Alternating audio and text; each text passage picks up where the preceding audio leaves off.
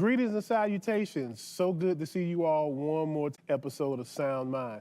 As always, I want to thank you so much for your support. Y'all are just great. Such a blessing to not just Sound Mind, but also the whole entire Hope TV platform. Just want to thank you so very, very much. Thank you for the love that you've shown over the past 2 seasons that I've been the host, but particularly in season 7. Just thank you so much for the feedback. So let's go ahead and dive right on in, because I think this is going to be one of my favorites of all time, because I really enjoy together in this particular episode, okay? This is our 3rd episode of season 7. I'm sorry, 4th episode of season 7.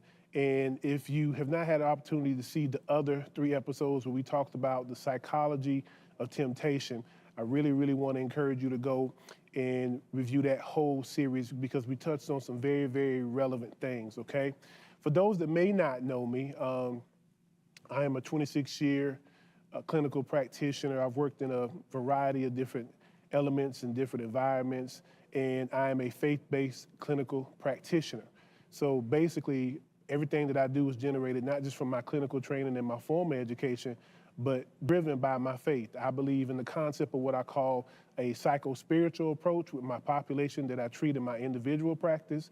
But I also, most importantly, believe in blending the sacred with the secular, because I've seen in my population where utilizing that approach is very effective with helping people get a holistic healing and to see the progress and growth in their life. So I believe in touching on the spiritual aspect as importantly as the mental aspect, okay? So just a little bit about me if you're just coming in and tuning in. So let's go ahead and dive in with this episode.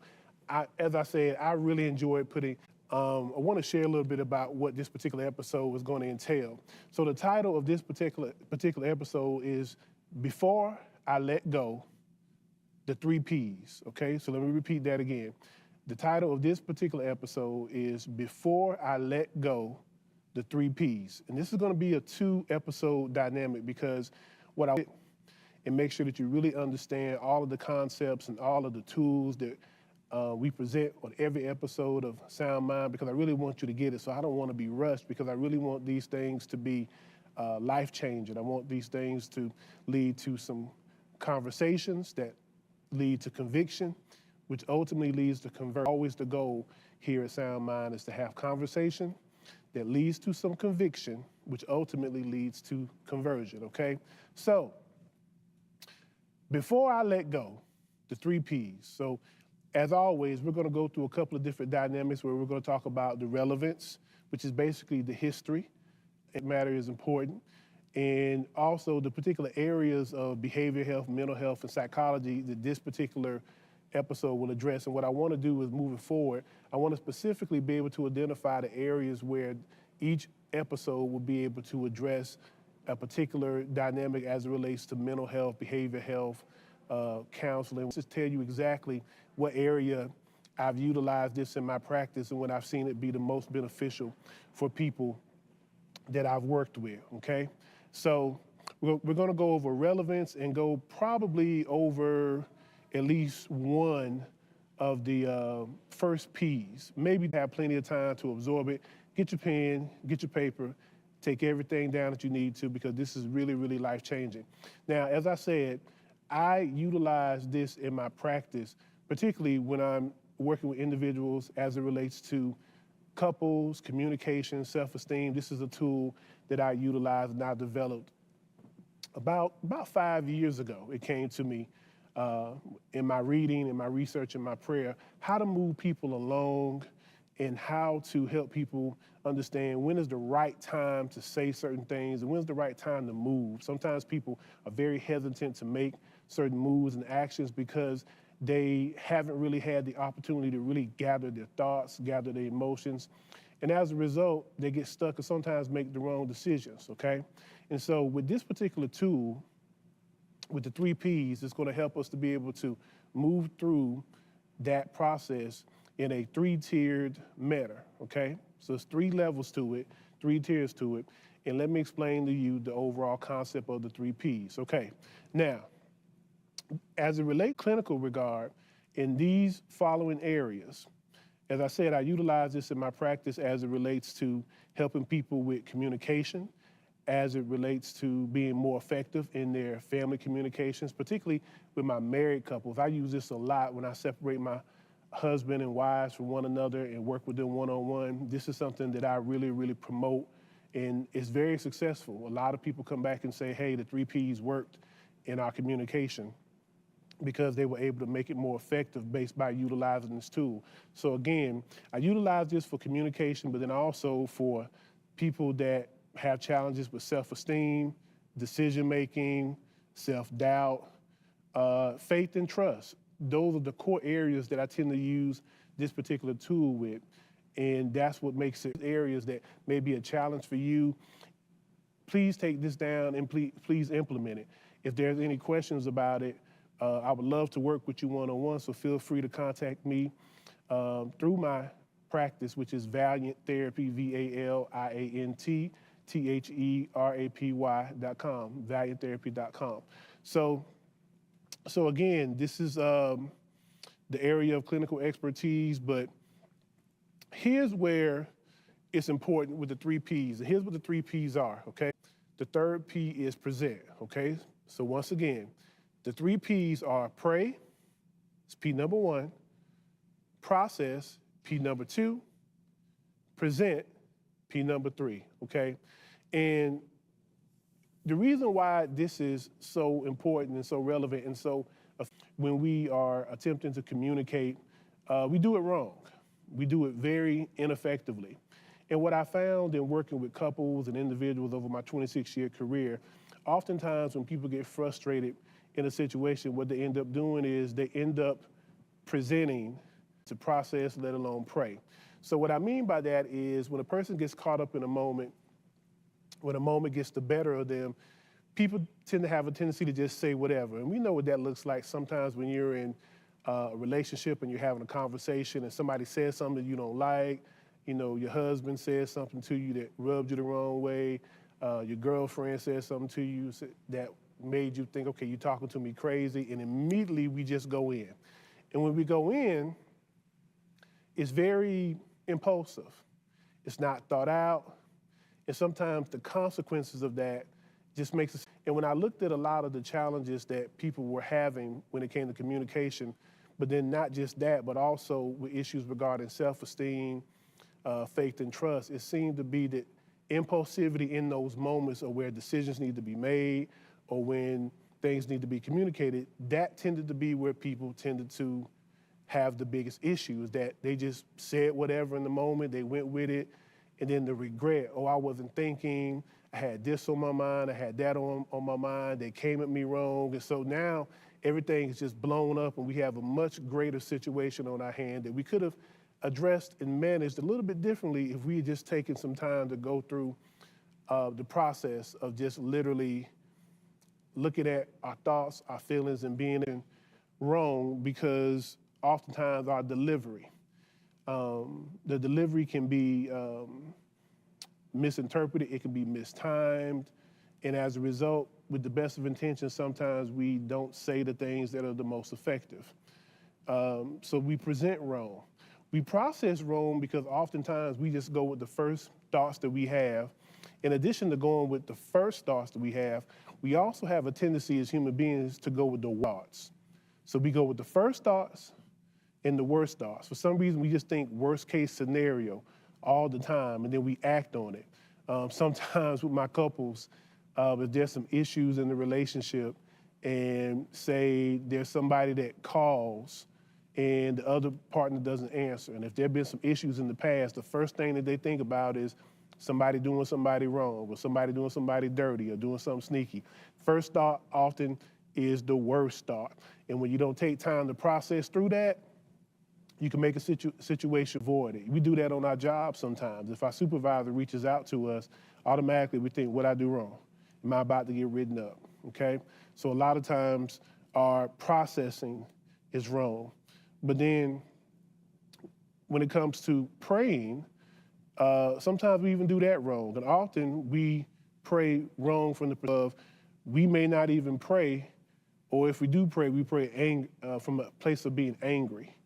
And it's not very fluid. So a lot of times when a situation happens, we present it wrong with our delivery, we process it wrong with our worst thoughts that we can imagine, and then we pray wrong because sometimes we don't even pray at all. What we tend to do is we tend to present, go off of the impulse first, then we process from the place of being angry and from the place of being upset and sometimes not even having all the facts. So we process wrongly, and then we may not even pray about it. So that process is ineffective because at that point we've already had a consequence that we've ushered and we've executed with people. So now we have to deal with the repercussions of being wrong and loud, as my mama used to say. Ain't nothing wrong, ain't nothing worse than being loud and wrong. So what I found was the way that we do it, if we flip it, invert it, it keeps us from having problematic situations that could be an issue for us to deal with. Relationships and in our overall manner in which our reputation is known for how we tend to interact with things, okay? So when you think about the 3 Ps, again, pray, process, present, what we tend to do is we present, then we process, and then if we pray at all, we pray from a position of adversity at that point, because now we got consequences that are tied to everything we had just done. We're showing you nice fluffy rice. Look at that beauty. Now we're gonna smother these ribs. We're gonna let them cook for about 45 minutes or so. I want them so tender, meat falling off the bone.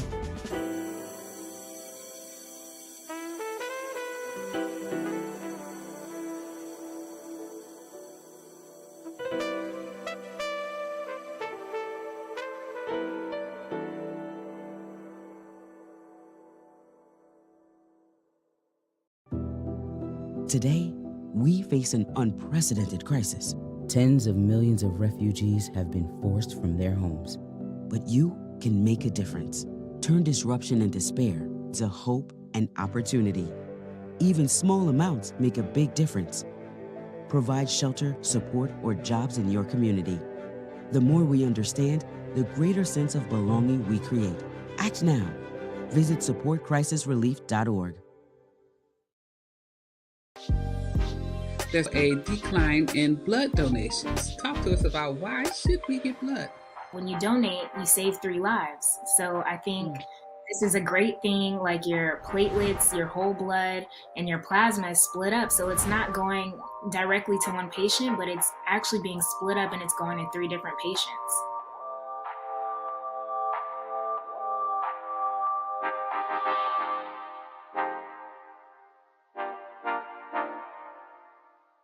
So what we want to do is we want to pray, process, then present, okay? So let's get that on the table first. Now, still up under the relevance category, because if you remember from the first part of the episode where I told you what the name and the title was, the name of the title is Before I Let Go, okay? Before I Let Go, the 3 Ps. Now, this is where we're going to blend a little bit of the secular with the sacred, okay?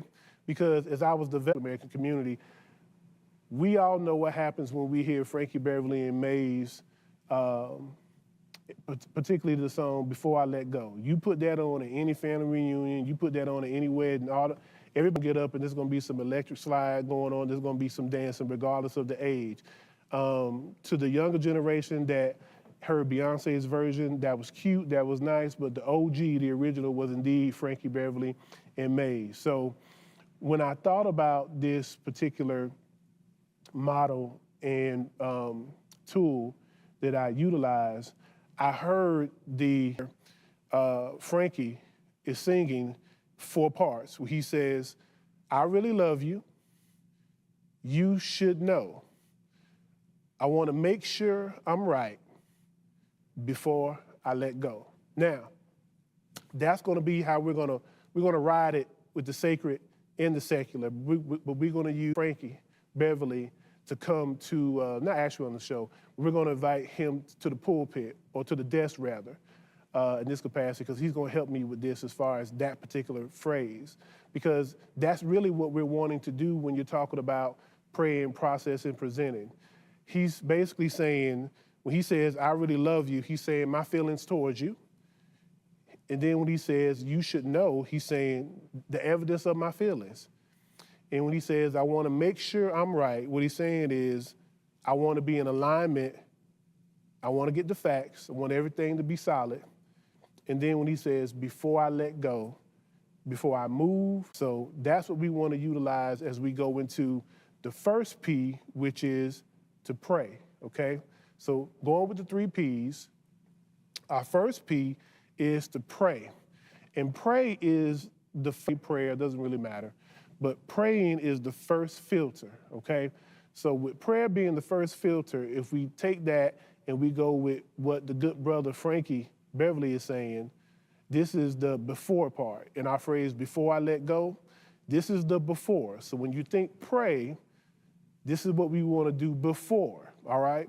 So y'all know how I get down. I always give you a definition of terminologies that we use so we can make sure that we're walking and rocking together so we have a mutual understanding of what it is that we're flowing with, and so we can go through the process together, well-informed, okay? So what really stood out to me in my research is that pray from a part of speech is a verb.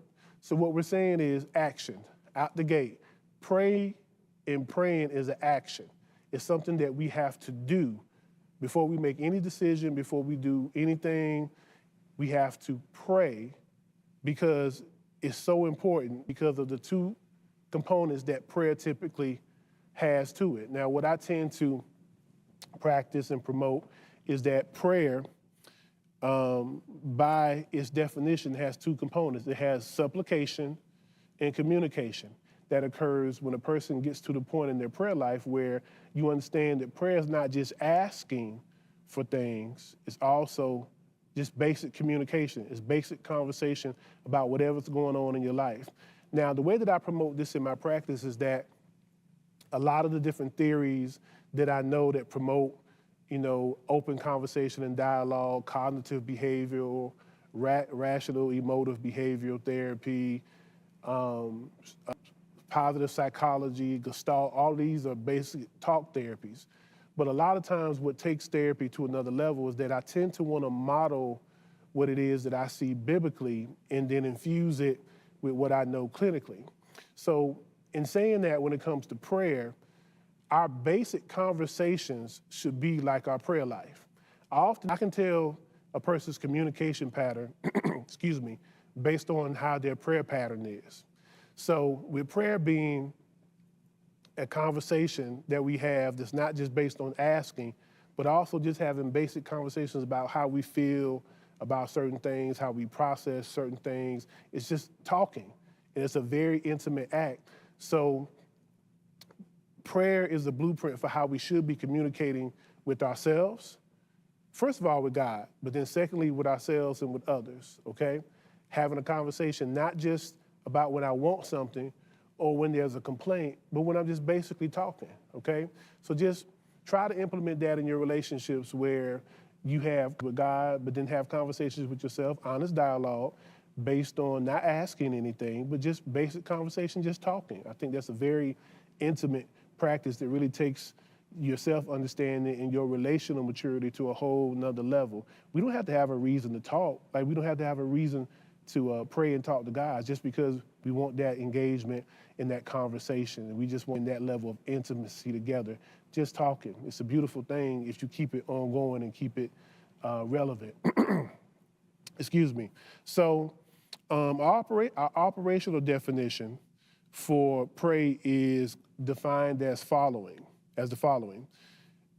We're going to define pray as a solemn request, express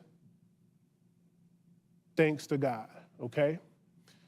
So again, our operational definition is a solemn request to address, express thanks to God, okay?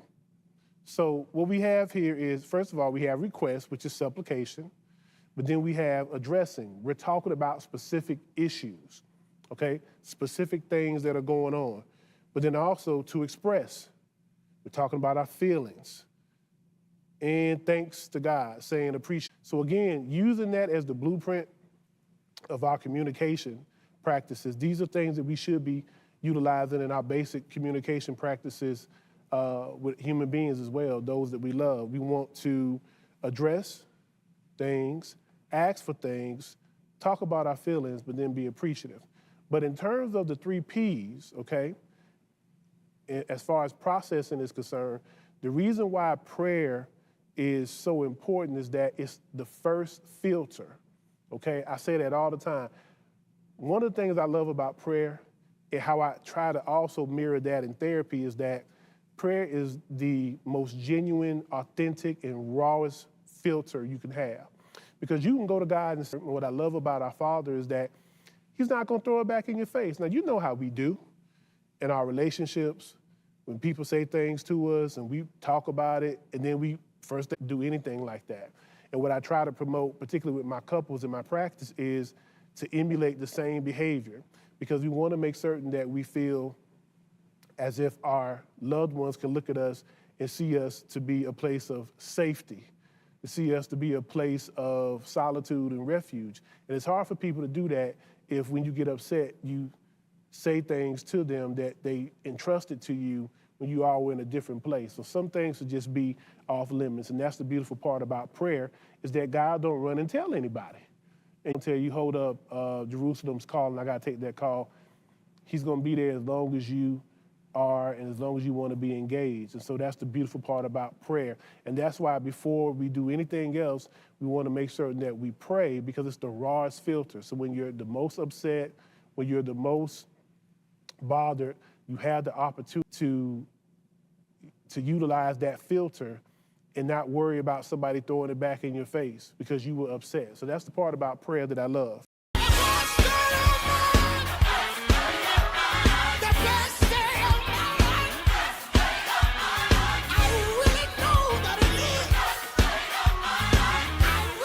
How in the world did this country girl end up on a platform with Ricky Dillard? Don't make your social media page private, please. Ricky Dillard just simply inboxed me, and sure enough, he called. We spoke about a rehearsal in Atlanta. I showed up my first rehearsal date. He asked me, was there any song on the record that I would like to sing? And I said, I feel comfortable singing Best Day. And he was like, okay, cool, let's go.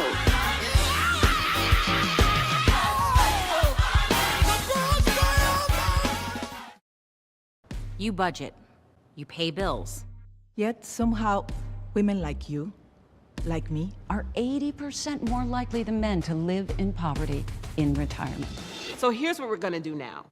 We're going to save ourselves by setting a goal to save 2% more of our income for our retirement. Why 2? 1% honors you. And 1% honors all womankind. So come on. Learn more about the 2% challenge at WeSaySaveIt.org.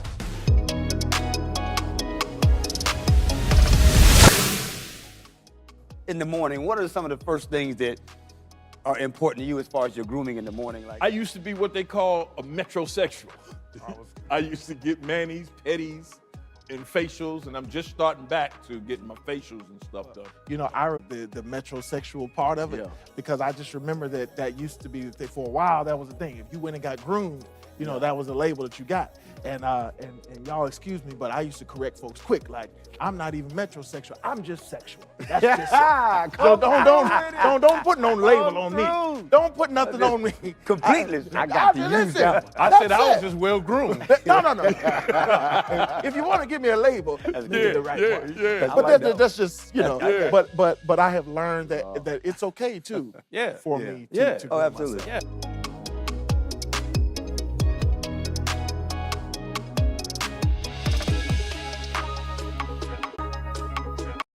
Now, the word pray has Latin origins. You know, I always love to give y'all the breakdown of words as far as their origins. So the Latin origin of the word pray actually comes from a word called precari, and that's spelled P-R-E-C-A-R-I. But wait, there is another evolution of the word pray that comes before the Latin origin of precari, and it's what they call the late Latin origin, which is called, basically saying that before we do anything, we want to take the energy and the time to pre-care, meaning I care enough to make sure straight by first addressing how I feel in the dynamics, okay? So the definition of pre-care that we're going to use for what we're talking about is to wish or hope strongly for a particular outcome or situation. So when we pray, that's what we're doing. When we pray, we are wishing and hoping strongly for a particular outcome or situation. So there's a lot of thinking that goes on at the front end of things when you're talking about the first P in prayer, okay? But where we go wrong is, okay, is oftentimes we pray after the fact or not at all. After we've blown up the spot, after we've done something that we regret, now we want to pray. That's typically what we do. Or we don't pray at all, okay? And if we do pray, it's so tense and consequence filled because we moved out of line and out of pocket, and now we've made the situation a lot more worse simply because of how we approached it, okay? So that's where we go wrong. Now, how do we get it right? We pray before we go in it, and we pray while we go through it. That's why before you address a situation, before you approach it, before you do anything, you pray. Because remember, prayer is us showing that there's a pre-caring that we do before we do anything. That's where the Latin origin of the word pray comes from, is we do. And we're taking the time to make a request, to address and express to God the most solemn place that we can, the most secret place we can, to make certain that we can filter things through first, okay? So that's important. Prayer, the biggest benefit in this dynamic and in this model is that it's the realest and most raw and safest platform that you can use, okay? I promote this in my practice, it works. I do this in my own personal life. I tend to not want to say anything until I've prayed about it because I know my mouth, I know me. I tell my patients all the time, I know me. Eyes know me. So oftentimes, if I'm upset about something, I really need to pray first because what I don't want to do is because what the good word says is there's power of life and death in the tongue. So I'm very mindful of what I say. And so typically, let me pray for the situation first. I can go to God and just say, you know what, God, I don't like what happened. I don't feel that was cool.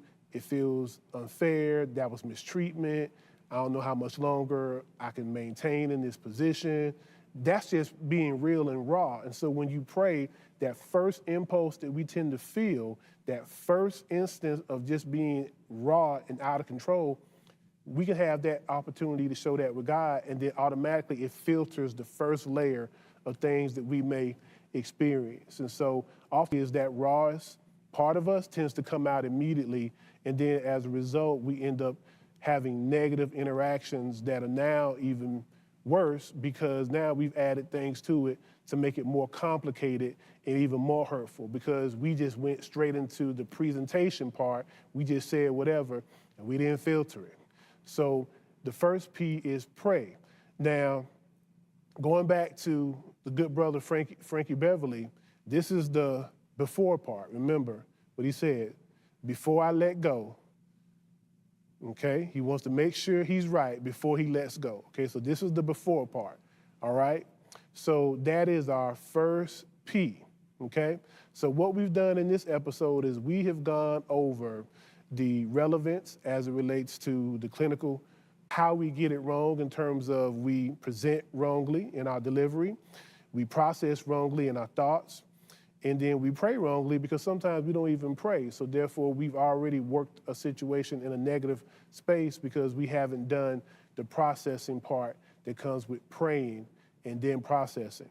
Okay, we talked about how we blended in what the good brother Frankie Beverly said as far as, you know, I want to make sure I'm right before I let go. And that's what this whole tool is about, is making sure that we're right emotionally, right spiritually, right frame of mind, right before I let go, before I move, before I make a decision, before I do anything, I need to prayer, praying, whatever you want to refer to it as is fine, it's cool.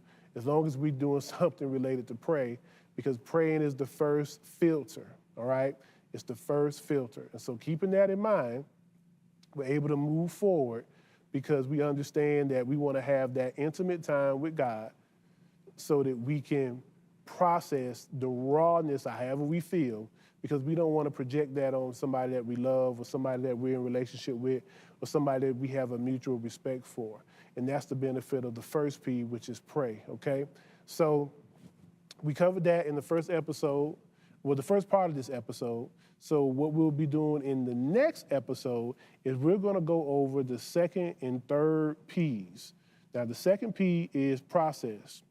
Third, and I'm going to tie it all together for you so you can see how when we pray and we process, then we present, that's how we let people know that we're right before we let go, okay? So go and listen to Frankie Beverly and Maze's song, Before I Let Go, and be able to see how it all comes together. And it's okay if you want to bust out an electric slide in your living room. It's okay. I'll write the prescription for it. It's no big deal. So hope you enjoyed this particular episode. We will be back to do the part 2 of this in the next episode. And as always, thank you for your support. And you know how we do at the end. May the Lord bless you and keep you. May he make his face shine upon you and be gracious unto you. May he turn his loving smile and countenance towards you, blessing you in your going out and coming ins.